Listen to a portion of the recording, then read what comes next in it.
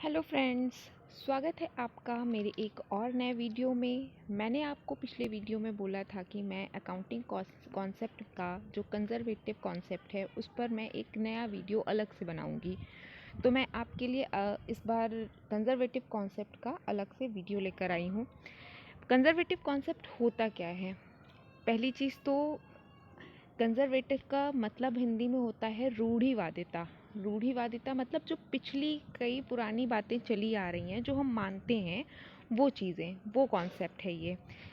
तो इसके अकॉर्डिंग, इस कॉन्सेप्ट के अकॉर्डिंग जो ब्लैक मनी जनरेट होती है, या फिर हम कह सकते हैं जो हमारी फर्म में जो सीक्रेट रिजर्व हमारा बनता है, उसको वो किसके अकॉर्डिंग बनता है? वो कंजर्वेटिव कॉन्सेप्ट के अकॉर्डिंग बनता है। हम लोग पिछले कई मतलब पुराने जो हमारे लोग हैं वो लोग कहते आते हैं ना, कहते आए हैं हमेशा, जैसे घर में मम्मियाँ वगैरह होती हैं तो ये क्या करती हैं, चुपचाप रिज़र्व अपना जो है सीक्रेट रिज़र्व बना के रखती हैं, थोड़ा थोड़ा पैसा बचा कर रखती हैं। तो ये सारे जो कॉन्सेप्ट हैं ये किस बेस पे होते हैं? ये हमारे कंजर्वेटिव कॉन्सेप्ट के बेस पे होते हैं। उसी तरह से हम लोग जो है अपने बिजनेस में भी क्या करते हैं, थोड़ा थोड़ा पैसा एक सीक्रेट रिजर्व में रखते रहते हैं, ताकि फ्यूचर में अगर कभी भी हमें ज़रूरत पड़े तो हम उसका यूज़ कर सकें। तो जो आपकी ब्लैक मनी है या फिर जो सीक्रेट रिजर्व है, वो इसी कॉन्सेप्ट के अकॉर्डिंग, इसी कॉन्सेप्ट की वजह से क्रिएट होता है।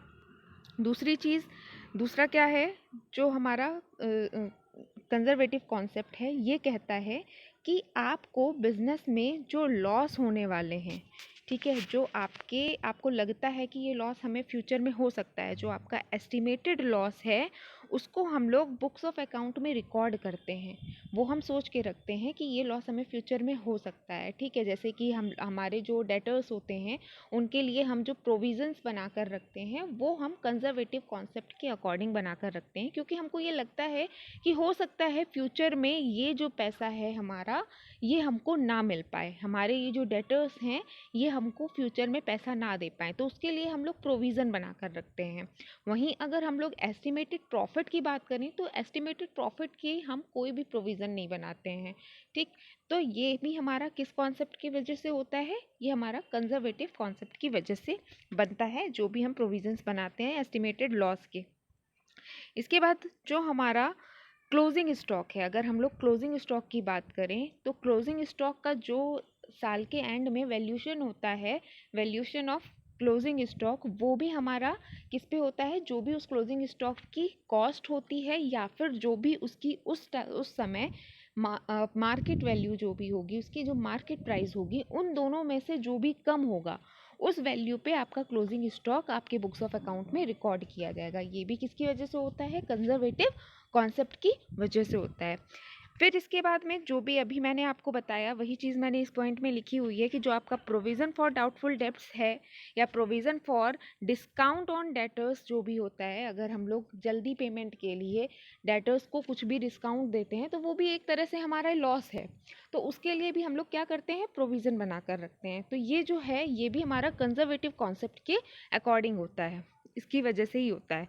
नेक्स्ट आता है हमारा provision for creditors are not made because of this concept. जो आपका क्रेडिटर्स होते हैं, ठीक है, उनके लिए हम कोई भी प्रोविज़न नहीं बना के रखते हैं, ठीक है, इस कॉन्सेप्ट की वजह से। नेक्स्ट आता है आपका जो नेक्स्ट पॉइंट है, वो है according to this concept a joint life insurance policy is shown in the firm at the surrender value. हम लोग इसी कॉन्सेप्ट की वजह से, जो आप पढ़ते हैं पार्टनरशिप, उसमें आपका जीएलपी आता है, जॉइंट लाइफ इंश्योरेंस पॉलिसी जो होती है, उसको हम लोग इसी कॉन्सेप्ट की वजह से किस वैल्यू पर दिखाते हैं? सरेंडर वैल्यू पर दिखाते हैं। तो ये था आपका कुछ कंजर्वेटिव कॉन्सेप्ट के कुछ मेन पॉइंट्स थे ये, ठीक है। अब इससे रिलेटेड कुछ क्वेश्चंस हैं, कुछ किस टाइप के ऑब्जेक्टिव क्वेश्चंस बनते हैं, तो एक दो क्वेश्चंस हम लोग करके देखते हैं। जिसमें से हमारा पहला क्वेश्चन है, पहला क्वेश्चन बोल रहा है according to which concept black money create.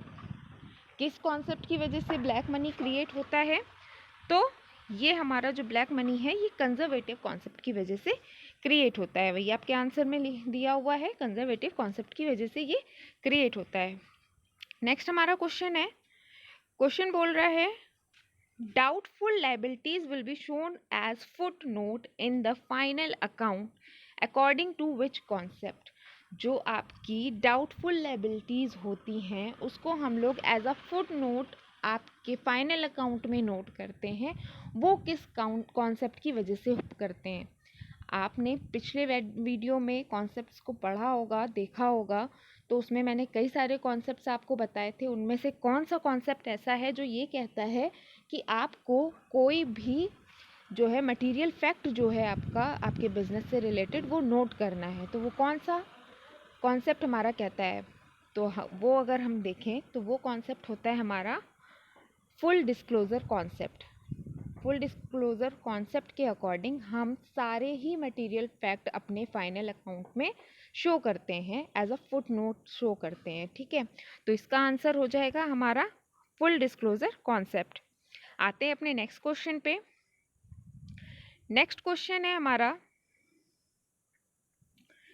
The revenue recognisation principle dedicates that all type of income should be recorded or recognized when।